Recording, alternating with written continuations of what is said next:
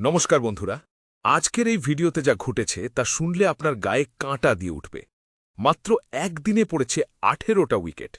একদিকে মিচেল স্টার্কের আগুনে বোলিং বাংলাদেশকে গুড়িয়ে দিয়েছে মাত্র 64 রানে, আবার অন্যদিকে সেই ধ্বংসস্তূপ থেকে উঠে দাঁড়িয়ে শরীফুল ইসলাম ঘুরিয়ে দিয়েছেন পুরো ম্যাচের গল্প।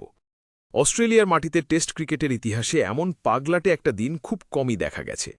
তাহলে চলুন দেরি না করে আজকের আপডেটে ঢুকে পড়ি।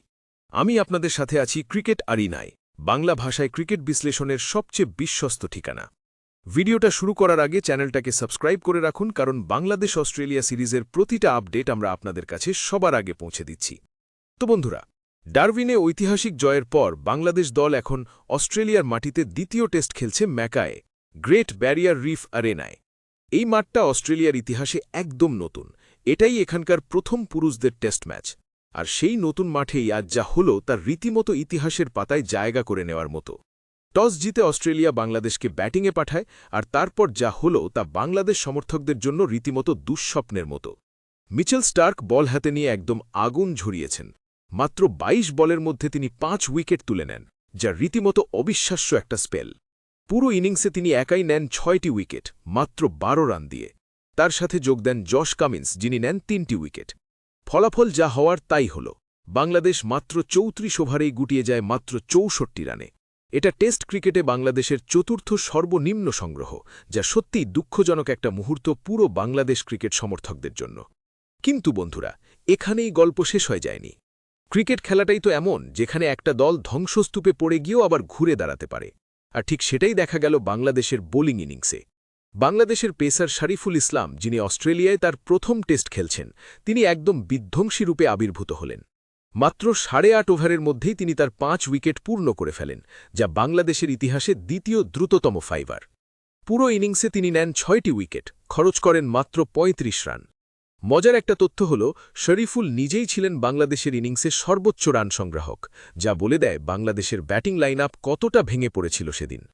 স্টার্কের ৬ উইকেট আর শরীফুলের ৬ উইকেট, দুজনেই যেন একে অপরের সাথে প্রতিযোগিতা করছিলেন কে বেশি ধ্বংসাত্মক হতে পারেন। শরীফুলের এই দুর্দান্ত বোলিংয়ের সুবাদে অস্ট্রেলিয়াও কিন্তু স্বস্তিতে ব্যাট করতে পারেনি। দিনের শেষে অস্ট্রেলিয়া দাঁড়িয়ে আছে ১৬৫ রানে ৮ উইকেট হারিয়ে, অর্থাৎ প্রথম দিনের শেষেই তাদের ৮টা উইকেট চলে গেছে। ক্যামেরন গ্রিন অপরাজিত আছেন ৫১ রানে, যিনি ডারউইন টেস্টে সেঞ্চুরি করার পর এখানেও ভালো ফর্মে আছেন। স্টিভেন স্মিথ করেছেন ৪২ রান। বাকিরা কেউই তেমন দাঁড়াতে পারেননি শরীফুলের বলের সামনে।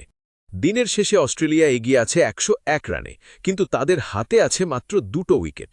এই অবস্থাটা সত্যিই খুব নাজুক, কারণ কালকের দিনের প্রথম কয়েকটা ওভারই ঠিক করে দিতে পারে পুরো টেস্টের ভাগ্য। এখন আসুন একটু পরিসংখ্যানের দিকে তাকাই। পুরো দিনে মোট ১৮টা উইকেট পড়েছে, যা অস্ট্রেলিয়ার মাটিতে সাম্প্রতিক সময়ের অন্যতম নাটকীয় একটা দিন হিসেবে বিবেচিত হচ্ছে। রান রেট ছিল ৪.১২, যা বলে দেয় ব্যাটসম্যানরা কতটা চাপে ছিলেন পুরো দিন জুড়ে। শেষ ১০ ওভারে অস্ট্রেলিয়া হারিয়েছে ৪টে উইকেট মাত্র ২৪ রানে, যা শরীফুলের শেষ বেলার আগ্রাসনের প্রমাণ। মিচেল স্টার্ক নিজেই বলেছেন এই ম্যাকায়ের উইকেট নিয়ে তার অভিজ্ঞতা একদম নতুন, কারণ এখানে প্রথমবারের মতো টেস্ট ক্রিকেট হচ্ছে। আর শরীফুল ইসলাম সাংবাদিকদের বলেছেন তিনি মনে করেন না যে তিনি যথেষ্ট করেছেন, তার লক্ষ্য হল পুরো টেস্টটা জেতা। এই কথাতেই বোঝা যায় বাংলাদেশ দলের মানসিকতা কতটা বদলে গেছে। এই টেস্ট সিরিজের প্রেক্ষাপটটাও একটু মনে করিয়ে দিই আপনাদের। ডারউইনে প্রথম টেস্টে বাংলাদেশ এক অবিশ্বাস্য জয় তুলে নিয়েছিল, যেখানে তানজিদ হাসানের সেঞ্চুরি, নাজমুল হোসেন শান্তর দারুণ ইনিংস আর হাসান মাহমুদের বোলিং মিলিয়ে বাংলাদেশ পেয়েছিল স্মরণীয় এক জয়। সেই জয়ের পর থেকে বাংলাদেশ দলের আত্মবিশ্বাস ছিল তুঙ্গে, আর এই দ্বিতীয় টেস্টেও তারা সেই আত্মবিশ্বাস নিয়েই মাঠে নেমেছিল সিরিজ জেতার লক্ষ্য নিয়ে। কিন্তু ব্যাটিংয়ে এই ধস তাদের সেই পরিকল্পনায় একটা বড় ধাক্কা দিয়েছে। তবে বোলারদের এই লড়াকু মানসিকতা দেখে বোঝা যাচ্ছে দলটা এখনও ম্যাচে আছে পুরোপুরি। সিরিজের সামগ্রিক পরিসংখ্যানের দিকে তাকালে দেখা যায় এই ২ টেস্ট মিলিয়ে হাসান মাহমুদ এখনও পর্যন্ত নিয়েছেন ৯টা উইকেট, যেখানে অস্ট্রেলিয়ার মিচেল স্টার্ক আর জশ হেজেলউড দুজনেই নিয়েছেন ৮টা করে উইকেট। ব্যাটিংয়ে ক্যামেরন গ্রিন আর স্টিভেন স্মিথ দুজনেই দারুণ ফর্মে আছেন অস্ট্রেলিয়ার হয়ে, আর বাংলাদেশের পক্ষে তানজিদ হাসান তার ১০১ রানের ইনিংস নিয়ে সবার উপরে আছেন। এই পরিসংখ্যানগুলো দেখলেই বোঝা যায় সিরিজটা কতটা প্রতিযোগিতাপূর্ণ হচ্ছে।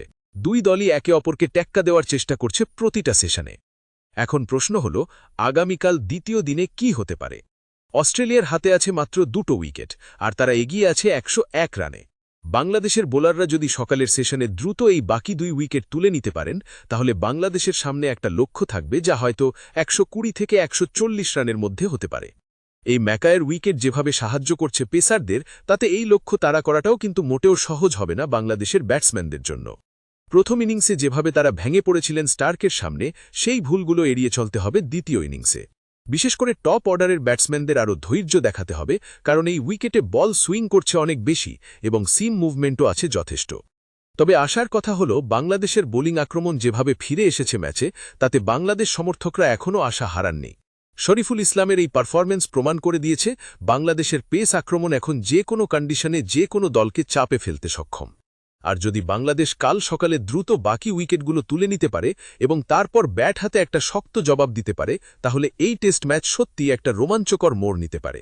ডারউইনে জয়ের পর এখন যদি ম্যাকায়েও বাংলাদেশ ভালো কিছু করতে পারে, তাহলে অস্ট্রেলিয়ার মাটিতে বাংলাদেশের জন্য এটা হবে একদম স্বপ্নের মতো একটা সিরিজ।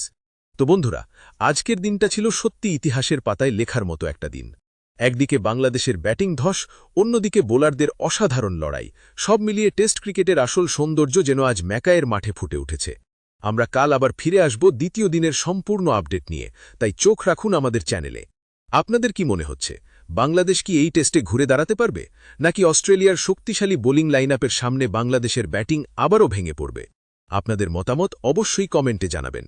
ভিডিওটা যদি ভালো লেগে থাকে তাহলে অবশ্যই লাইক করবেন, বন্ধুদের সাথে শেয়ার করবেন, আর চ্যানেলটাকে সাবস্ক্রাইব করে বেল আইকনটা চাপতে ভুলবেন না, যাতে প্রতিটা ক্রিকেট আপডেট আপনাদের কাছে সবার আগে পৌঁছে যায়। ক্রিকেট আরিনার সাথেই থাকুন, ভালো থাকুন, ধন্যবাদ।